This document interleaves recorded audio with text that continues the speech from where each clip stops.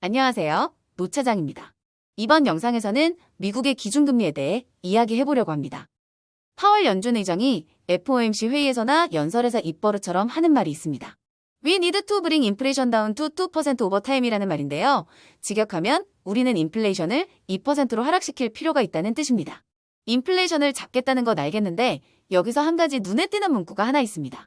왜 파월은 2%가 아니라 2% over time이라고 했을까요?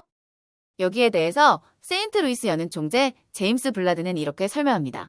인플레이션이 단기적으로 항상 2%일 필요는 없다. 통화정책은 인플레이션이 단기가 아닌 보다 긴 시간에 걸쳐 2%가 되도록 하는 것이다. 블라드 총재가 말하는 보다 긴 시간이 정확히 몇 달 혹은 몇 년을 의미하는지에 대해서는 명시하지 않았지만 한두 달이 아닌 것은 명백해 보입니다. 따라서 오버타임이라는 것은 중기 혹은 장기 평균을 의미한다고 해석해야 합니다. 친절한 블라드 총재님은 우리가 헷갈려 할까봐 이런 예시까지 들어서 설명하십니다. 인플레이션이 2% 아래에서 일정 기간 유지되었다면 다음 일정 기간 동안은 2% 위에서 유지되도록 하는 것이 적절한 통화정책일 것이다.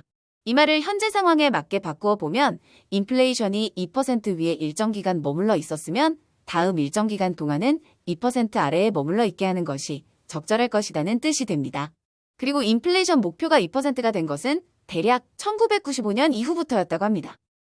그렇다면 1995년 이후 인플레이션은 2% 수준으로 관리되고 있는 걸까요? 그림의 파란 선은 미국의 인플레이션을 나타내고 붉은 선은 인플레이션의 장기 평균을 나타내고 있습니다. 위아래로 변동이 매우 심하긴 해도 인플레이션의 장기 평균이 2% 수준이라는 것을 알 수 있습니다. FOMC가 목표로 하는 인플레이션을 잘 관리하고 있다는 뜻입니다.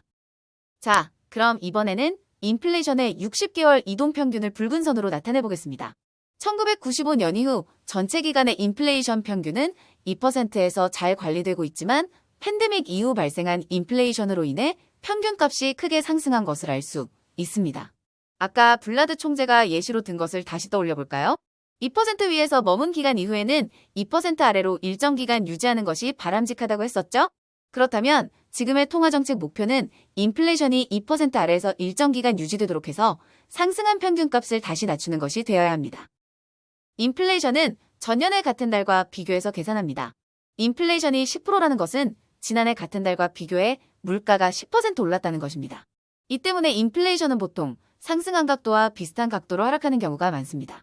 만약 이번 인플레이션이 2021년 3월에 시작되어 2022년 6월에 정점을 찍고 현재 하락하고 있다고 본다면 인플레이션이 정상 수준으로 되돌아가는 것은 빠르면 내년 10월 이후가 될 것입니다. 내년 10월 이후면 인플레이션이 2% 수준이 될 수 있다는 것입니다.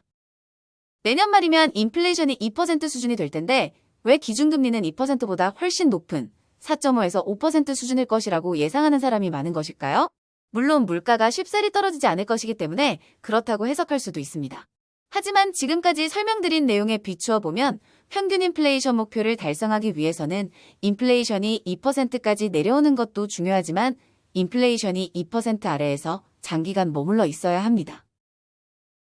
이해를 돕기 위해 간단한 그림을 한번 그려보았습니다. 남색 선이 인플레이션, 붉은 선은 인플레이션의 평균이라고 하겠습니다. 2%에서 8%로 상승한 인플레이션이 제자리로 돌아온다고 했을 때 해당 기간 동안 인플레이션의 평균은 4.8 정도가 됩니다. 인플레이션이 2%로 되돌아간다고 해도 장기 평균값을 상승시키게 됩니다. 인플레이션의 평균이 2%가 되려면 인플레이션이 2% 아래에서 상당 기간 머물러 있어야 합니다. 또는 인플레이션이 마이너스로 갔다가 오는 경우 평균으로 복귀하는 데 걸리는 시간은 좀 더 짧아집니다. 인플레이션이 크게 꺾일수록 연준이 목표를 달성할 가능성이 높아지는 것입니다. 인플레이션이 크게 꺾인다는 것은 경기 침체를 의미합니다.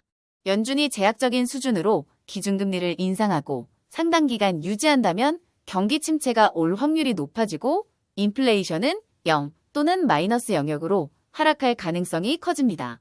그렇게 되면 2021년 이후 크게 높아진 장기 평균 인플레이션은 낮아지겠죠. 사람들은 인플레이션이 4% 혹은 3% 수준이 되면 기준금리를 인하할 수도 있지 않을까 하는 기대를 하는 듯합니다. 하지만 연준의 통화정책 목표는 인플레이션이 2%가 되는 것이 아닙니다. 인플레이션의 장기 평균이 2%가 되기 위해서는 반드시 인플레이션이 2% 아래로 내려와야 하고 상당 기간 머물러야 합니다.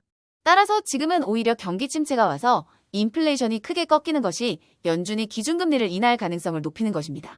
만약 인플레이션이 하락하더라도 그 추세가 마일드하다면 우리는 상당 기간 높은 금리에 노출되어야 할 것입니다.